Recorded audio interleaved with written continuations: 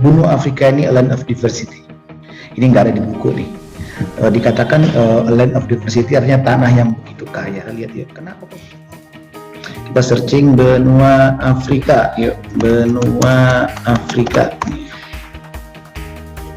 Nah, ini benua Afrika itu, nak. Temen gitu sama Ustadz Agus. Materi-materi yang disampaikan itu juga nempel secara alami, jadi kita nggak yang dicekokin materi terus. Dan ya itu sih asiknya belajar sama Ustadz Agus. Kita tuh kayak menjelajah dunia, karena Ustadz Agus itu juga apa ya, orangnya tuh yang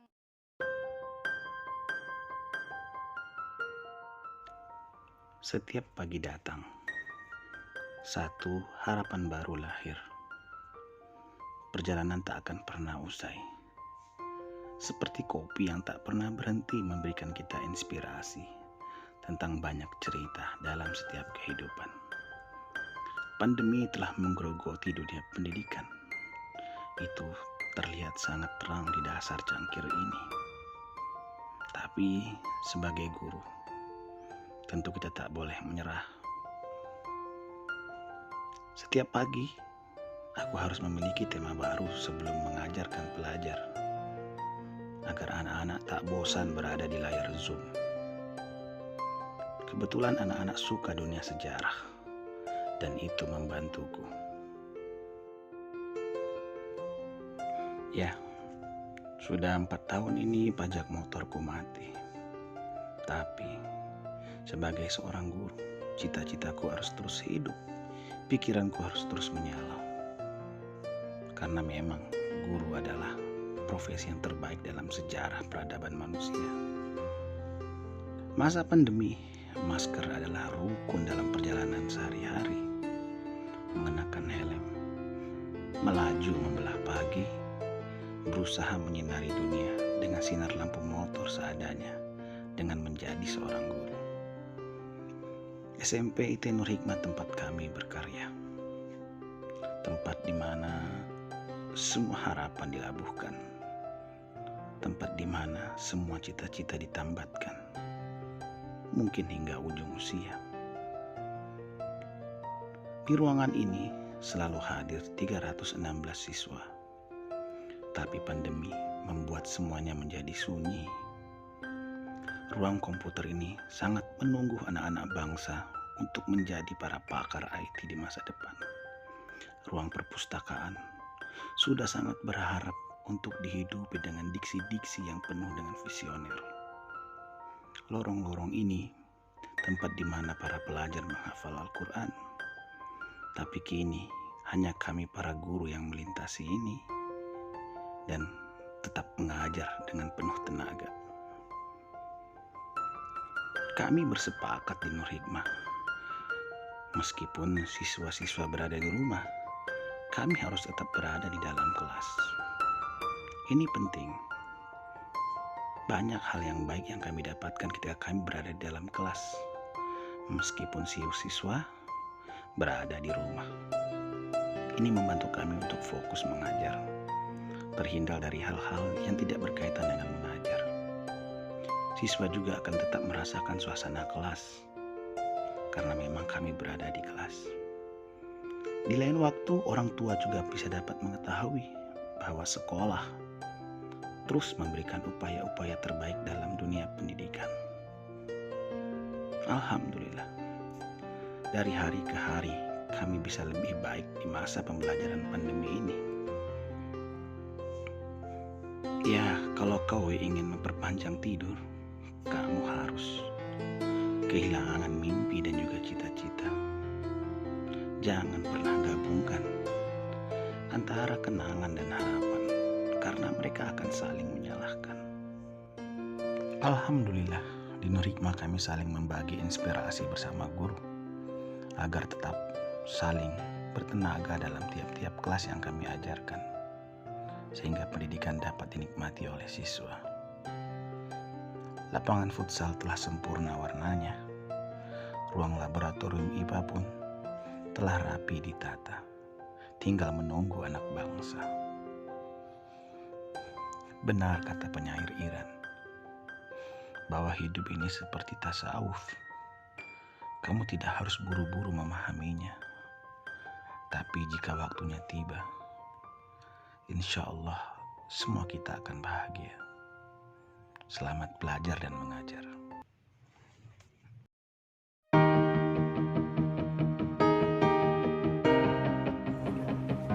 Assalamualaikum warahmatullahi wabarakatuh. Hari ini saya, Kalisha Nayara, sebagai pelajar SMP ITN Nur Hikmah ingin memberikan sebuah testimoni gimana sih Ustadz Agus itu mengajar kita di kelas. Jadi Ustadz Agus itu kalau ngajar kita di kelas itu sering banget interaksi, berbaur sama kita. Jadi kita tuh yang belajar di kelas benar-benar ngerasa kayak temen gitu sama Ustadz Agus. Materi-materi yang disampaikan itu juga nempel secara alami, jadi kita nggak yang dicekokin materi terus. Dan ya itu sih asiknya belajar sama Ustadz Agus. Kita itu kayak menjelajah dunia, karena Ustadz Agus itu juga kayak orangnya tuh yang asik, pandai untuk berbicara, banyak banget kasih tahu informasi-informasi bermanfaat juga buat kita. Terus gimana sih kayak kita tuh dapet wawasan yang lebih luas dari Ustadz Agus itu benar-benar kayak ngebantu kita. Jadi suatu saat kita ditanyain sama orang, terus kita ngelakuin sesuatu hal, kita tuh bisa dapet informasi itu dari Ustadz Agus. Jadi Ustadz Agus itu nggak cuma ngajarin pelajarannya doang, tapi sharing berbagai hal dari kehidupan beliau sendiri. Keren banget Ustadz Agus. Terima kasih.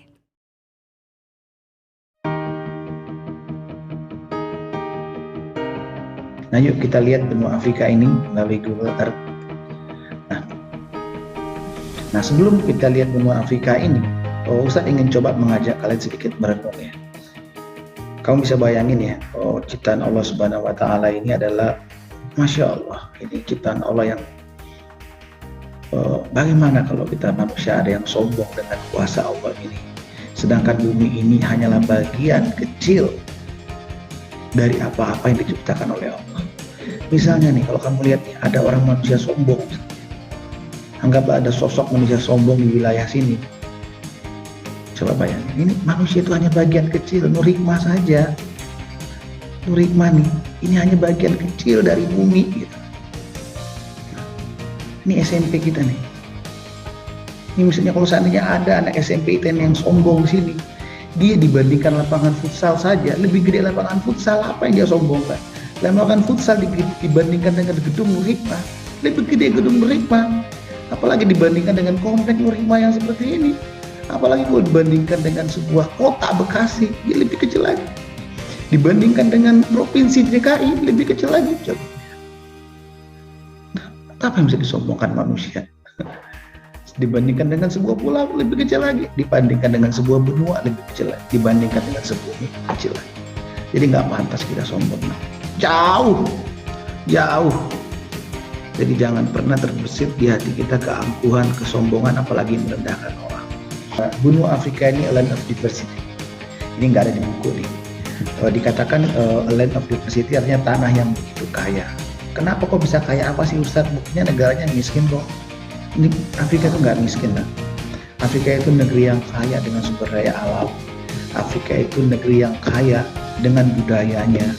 Afrika itu kaya dengan orang-orangnya. Bahkan hewan-hewan yang langka di muka bumi ini adanya di Afrika. Tapi negeri itu menjadi miskin karena tingkat pendidikan mereka yang rendah. Hampir 80% anak-anak putus sekolah di tengah jalan. Dan itulah yang membuat Afrika itu akhirnya rusak. Makanya kalau kita ingin melihat suatu bangsa, kita lihat aja ruang kelasnya bagaimana hari ini. Kalau seandainya ruang kelas hari ini begitu rapi, konsep belajarnya baik, maka masa depan negara ini baik. Benua-benua yang ada di muka bumi ini, sebagian besar bumi ini terisi oleh air. Hampir 2/3 bumi ini diisi oleh air. Nah, kalau kita lihat, Ustadz, aku mau tahu dong Ustadz, yang mana benua Afrika ya? Kita lihat ya. Kita searching benua Afrika, yuk, benua Afrika. Nah, ini benua Afrika itu, nah. Nah, benua Afrika ini benua yang sangat padat dengan luas ya, benua yang sangat luas dengan luasnya hampir 30.200.000 km persegi. Ini menariknya benua Afrika ini, selain dia dijuluki dengan Land of Diversity, benua Afrika ini seperti benua kepala gajah, diambil dari wilayah Asia Barat ya, yaitu Arab Saudi. Nah, tapi ini adalah benua Afrika.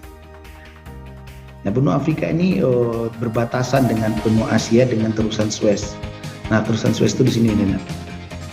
Ini adalah selat yang sangat kecil yang memisahkan antara benua Asia dan benua Afrika. Ini terusan Suez ini hanya satu kapal gitu loh yang membedakannya. Tapi ini mempersingkat daya jelajah kapal yang harusnya dia dulu itu orang kalau ingin pergi berlayar ke benua Amerika, benua Eropa dari Arab Saudi, mereka harus menggitari ini. Menggitari seluruh benua Afrika dengan semua ancaman-ancaman perompak, bajak laut. Kamu pernah nonton Kapten Philip nggak? Itu Kapten Philip itu adalah gambaran bagaimana perompak itu bisa merusak sebuah kapal besar dengan keamanan yang paling kuat. Ini sangat mengerikan kan kalau orang mau lewat daratan lautan yang seperti ini. Nah, dia baru sampai ke benua Eropa. Ini Itali kan. Nah, tapi kalau dengan adanya terusan Suez ini terusan Suez ini dibuat oleh di masa Khalifah ya di zaman Mesir itu. Nah, kapal-kapal dari Arab Saudi atau dari negara Asia dia bisa lewat dari sini, nah, menyeberang dari sini sampai sini dan masuk ke laut Mediterania sini sampai dia ke Eropa, ke Italia kah, ke Albania kah, ke Slovenia, Kroasia, Yunani, terserah.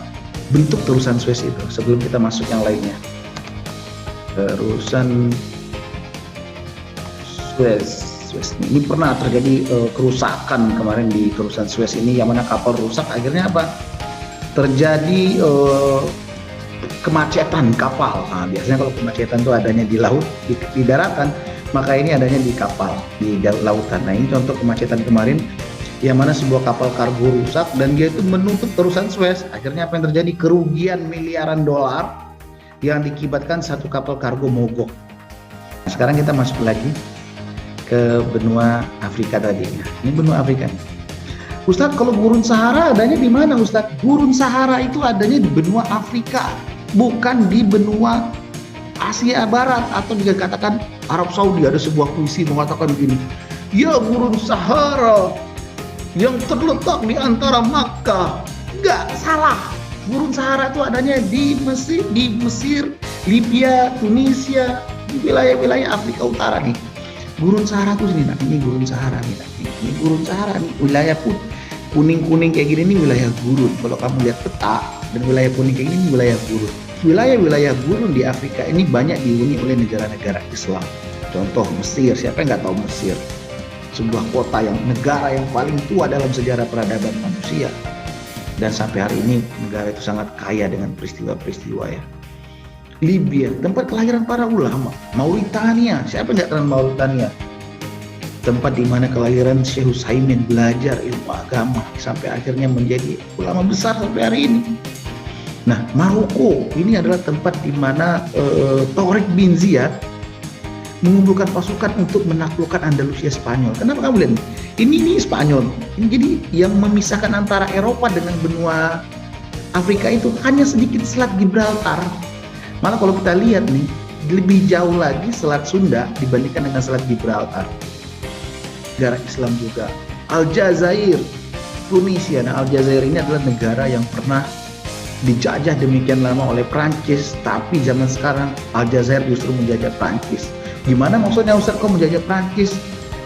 Aljazair hari ini menjajah Prancis dengan jumlah penduduk Aljazair yang begitu banyak di Prancis hari ini. Dan orang-orang Aljazair di Prancis itu menikah dengan memiliki banyak anak. Bahkan banyak sekali mu'alaf yang lahir dari Prancis karena menikah dengan wanita-wanita Aljazair. Atau sebaliknya, laki-laki Aljazair menikah dengan wanita-wanita Prancis dan diislamkan. Contohnya saja Karim Benzema, Zinedine Zidane.